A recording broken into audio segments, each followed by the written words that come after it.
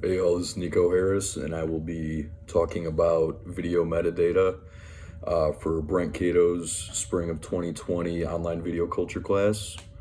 Metadata can be described as data about data.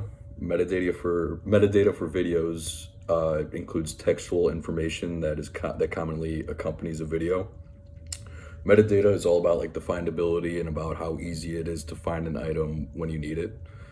Metadata contributes to viewers and searchers to find a video on the internet.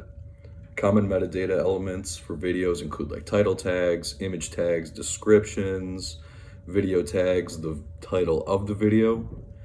The reason for metadata is to maximize the viewership for your videos. For example, on YouTube, you can put tags on your videos that'll help your viewers find the video based on the respective tag.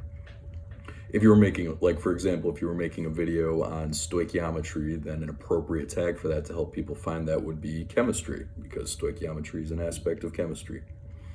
Metadata is also important for the content recommendation algorithms that are used on sites such as YouTube and Netflix, and it can also be used to archive videos by using keywords in the videos. So basically, it's all about maximizing your viewership and the accessibility for viewers to find your video.